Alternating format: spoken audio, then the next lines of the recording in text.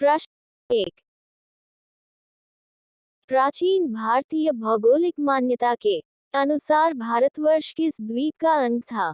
आ पुष्कर द्वीप, बी जम्बू द्वीप, सी कांच द्वीप, डी कुश द्वीप।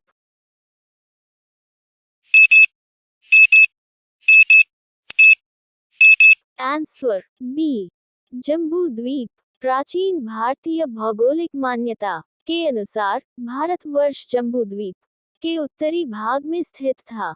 जम्बू द्वीप कुल 4 महाद्वीपों में से एक है और इसे भारत महाद्वीप या भारतखंड भी कहा जाता है। इस मान्यता के अनुसार भारत वर्ष को उत्तर से हिमालय, पूर्व से बंगाल की खाड़ी, पश्चिम से सिंधु नदी और दक्षिण से हिंद महासागर से घिरा गया था।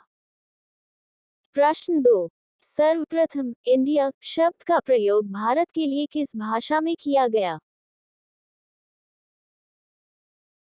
ए Urdu, B Greek, C Farsi, D अरबी।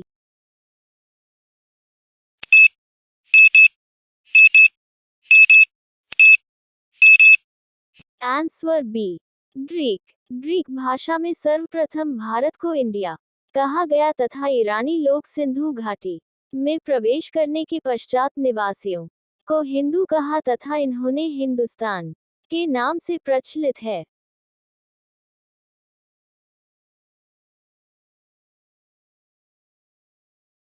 प्रश्न 3। भारत की मुख्य भूमि की दक्षिणी सीमा है? ए 6 डिग्री 4 उत्तरी अक्षांश, बी 7 डिग्री 4 उत्तरी अक्षांश, सी 8 डिग्री 4 उत्तरी अक्षांश, डी 6 डिग्री 8 उत्तरी अक्षांश।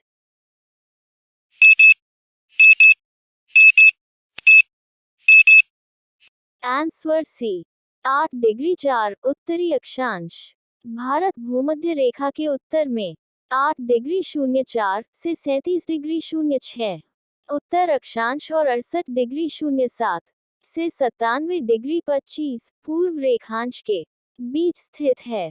भारत की मुख्य भूमि की दक्षिणी सीमा 8 डिग्री 04 है। प्रश्न 4। भारतीय मानक समय आधारित है?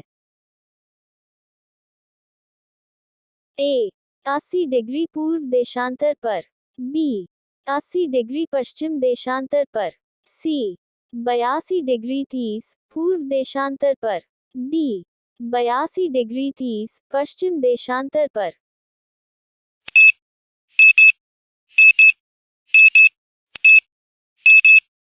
आंसर सी 82 डिग्री 30 पूर्व देशांतर पर। भारतीय मानक समय के रूप में ज्ञात पूरे भारत में माना जाने वाला मानक समय 82 डिग्री से देशांतर पर आधारित है।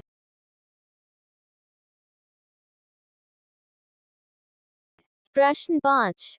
भारत का प्रमाणिक समय उस स्थान का स्थानीय समय है जो स्थित है?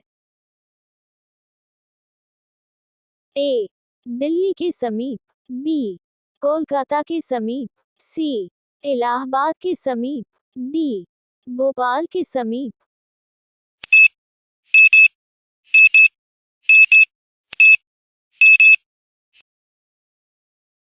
आंसर सी इलाहाबाद के समीप। भारत में पूर्वी देशांतर जो कि इलाहाबाद के निकट नैनी से गुजरती है के समय को मानक समय माना गया है।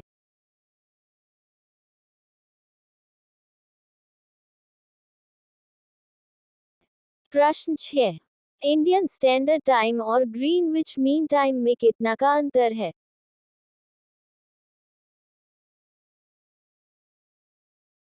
ए 5 घंटे 10 मिनट, बी 5 घंटे 20 मिनट, सी 5 घंटे 30 मिनट, डी 5 घंटे 40 मिनट।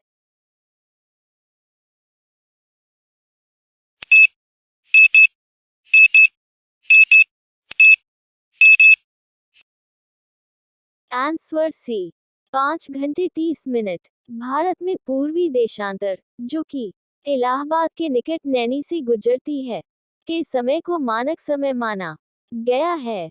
यह समय ग्रीनविच समय से 5.5 घंटा आगे रहता है। अतः जब ग्रीनविच में दोपहर के 12 बजे हों, तो उस समय भारत में शाम के 5:30 बजेंगे।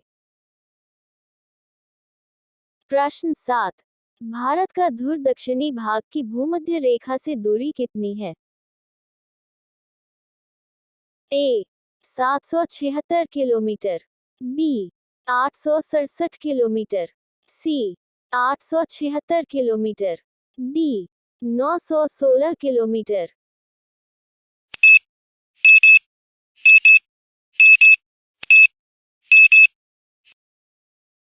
Answer C 876 kilometre. भारत का सबसे दक्षिण बिंदु इंदिरा पॉइंट निकोबार द्वीप समूह में है। इसके पूर्व नाम है लाही चिंग पिगमिलियन पॉइंट तथा पार्सन पॉइंट। विषुवत रेखा से इसकी दूरी 876 किलोमीटर है। प्रश्न 8।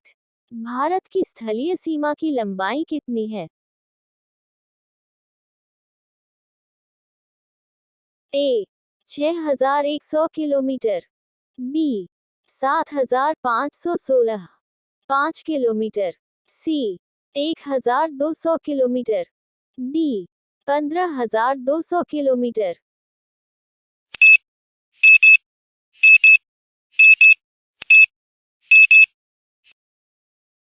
Answer D 15200 kilometre. भारत की कुल स्थलीय सीमा की लंबाई 15106 या 15200 या 15280 किलोमीटर है, जो कि भारत के 17 राज्यों को छूती है तथा 7 देशों के साथ लगती है। प्रश्न 9। द्वीपों सहित भारत की तट रेखा की लंबाई कितनी है?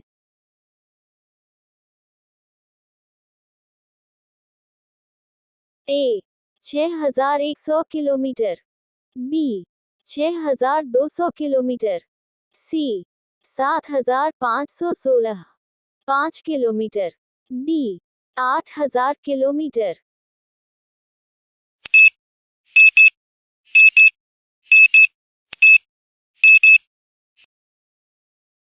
Answer C 7516 5 kilometre. भारत की स्थलीय सीमा की लंबाई 15200 किमी तथा द्वीप सहित जलीय सीमा की लंबाई 7516 6 किमी है। मुख्य द्रातलीय भाग की समुद्री सीमा की लंबाई 6100 किमी है। यदि अंडमान निकोबार तथा लक्षद्वीप द्वीप समूहों को भी सम्मिलित किया जाए तो भारत की तटीय सीमा 7516 6 किलोमीटर हो जाती है। प्रश्न 10। भारत की उत्तर से दक्षिण तक की लंबाई कितनी है? A 2933 kilometre, B 3214 kilometre, C 3124 kilometre, D 3412 kilometre.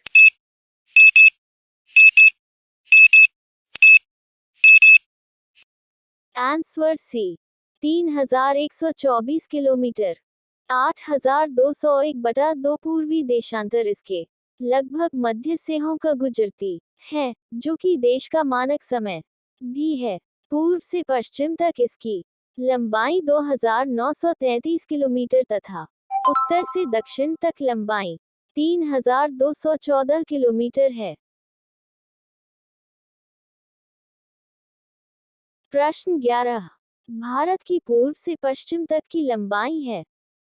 A 2933 kilometre, B 3033 kilometre, C 3133 kilometre, D 3214 kilometre.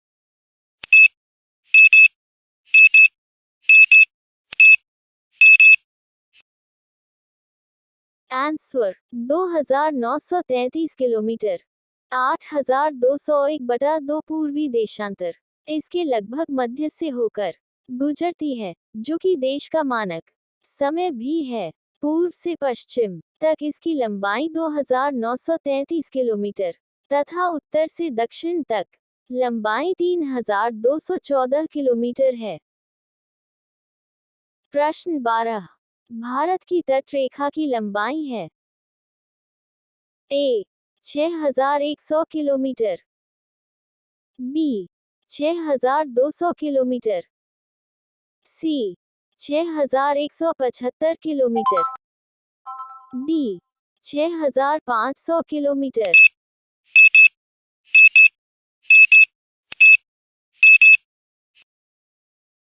Answer 6100 kilometre. Bharat की स्थलीय सीमा की लंबाई 15,200 किलोमीटर तथा द्वीप सहित जलीय सीमा की लंबाई 7,516 6 किलोमीटर है। मुख्य धरातलीय भाग की समुद्री सीमा की लंबाई 6100 किलोमीटर है। यदि अंडमान निकोबार तथा लक्षद्वीप द्वीप समूहों को भी सम्मिलित किया जाए तो भारत की तटीय सीमा 7,516 6 किलोमीटर हो जाती है। प्रश्न 13।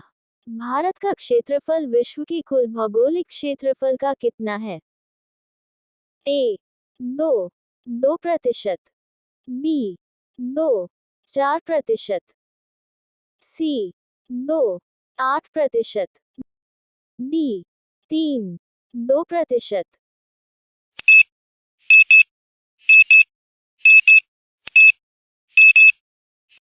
आंसर 4%। यद्यपि देश का क्षेत्रफल विश्व के कुल क्षेत्रफल का मात्र 42% ही है, किंतु यहाँ पर विश्व की लगभग 16% जनसंख्या निवास करती है। यहाँ की प्राकृतिक बनावट, संसाधन क्षमता आदि को देखते हुए जॉर्ज बी क्रैंसी ने अपनी भौगोलिक पुस्तक एशिया की भूमि एवं निवासी में लिखा है कि भारत को महाद्वीप कहलाने का उतना ही। प्रश्न 14। भारत के कुल क्षेत्रफल का कितना प्रतिशत भाग पर्वतीय क्षेत्र, मध्य समुद्र तल से 2135 मीटर या अधिक ऊंचाई के अंतर्गत आता है? ए 7%, बी 6%, सी 7%, डी 43%।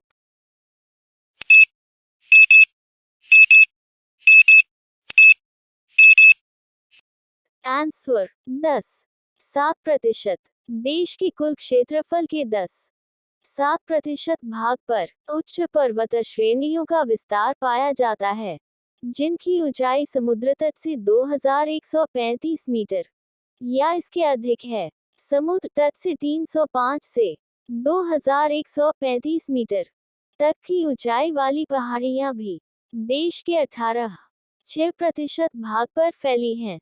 प्रश्न 15। संपूर्ण भारत के कितने प्रतिशत भूभाग पर पर्वत और पहाड़ियों का विस्तार पाया जाता है? ए 7%, बी 6%, सी 3%, डी 43%।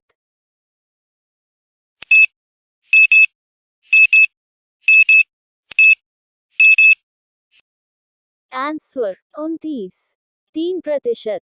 देश के कुल क्षेत्रफल के 7% भाग पर उच्च पर्वत श्रेणियों का विस्तार पाया जाता है, जिनकी ऊंचाई समुद्र तट से 2135 मीटर या इसके अधिक है। समुद्र तट से 305 से 2135 मीटर तक की ऊंचाई वाली पहाड़ियां भी देश के 6% भाग पर फैली हैं। इस प्रकार कुल पर्वतीय भाग 3% है। प्रश्न 16। संपूर्ण भारत के कितने प्रतिशत भूभाग पर पठार का विस्तार पाया जाता है?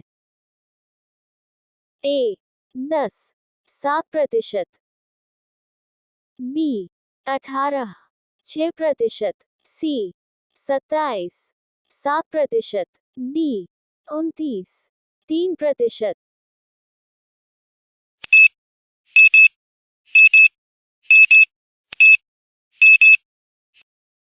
आंसर 27। 7%। देश के कुल क्षेत्रफल के 7% भाग पर उच्च पर्वत श्रेणियों का विस्तार पाया जाता है, जिनकी ऊंचाई समुद्र तट से 2135 मीटर या इसके अधिक है।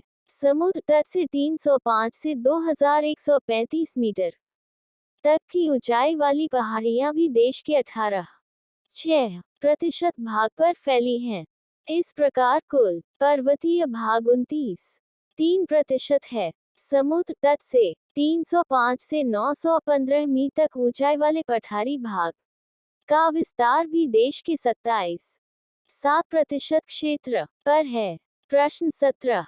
संपूर्ण भारत के कितने प्रतिशत भूभाग पर मैदान का विस्तार पाया जाता है?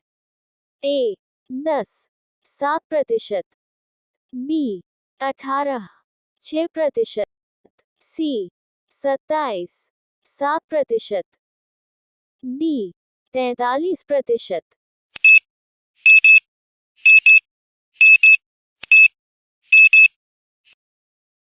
आंसर 43%। देश के कुल क्षेत्रफल के 7% भाग पर उच्च पर्वत श्रेणियों का विस्तार पाया जाता है, जिनकी ऊंचाई समुद्र तट से 2135 मीटर या इसके अधिक है। समुद्र तट से 305 से 2135 मीटर तक की ऊंचाई वाली पहाड़ियां भी देश के 18.6% भाग पर फैली हैं। इस प्रकार कुल पर्वतीय भाग 29.3% है। समुद्र तट से 305 से 915 मीटर तक ऊंचाई वाले पठारी भाग का विस्तार भी देश के 27.7% क्षेत्र पर है, जबकि शेष 43.0% पर विस्तृत मैदान पाए जाते हैं। प्रश्न 18। भारत की प्रादेशिक जल सीमा टेरिटोरियल वाटर समुद्र तट से कितने समुद्री मील की दूरी तक है? ए 12 मील, बी 24 मील, सी 111 मील, डी 200 मील।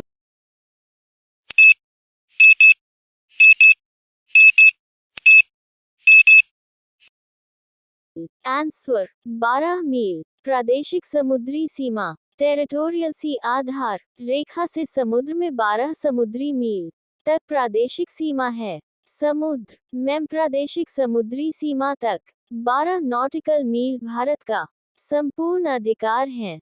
प्रश्न 19। भारत का संलग्न क्षेत्र कंटिग्यूअस जोन प्रादेशिक जल सीमा के आगे कितने समुद्री मील की दूरी तक है? ए 12 मील, बी 24 मील, सी 100 मील, डी 200 मील।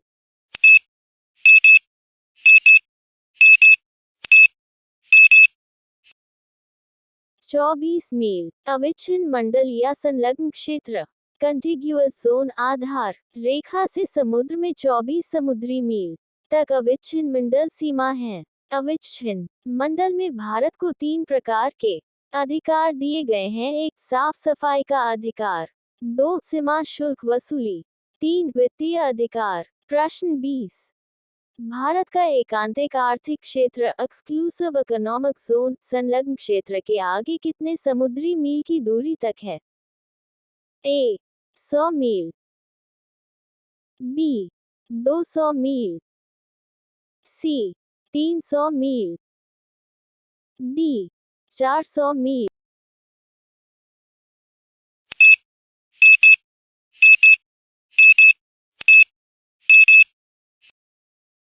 200 मील।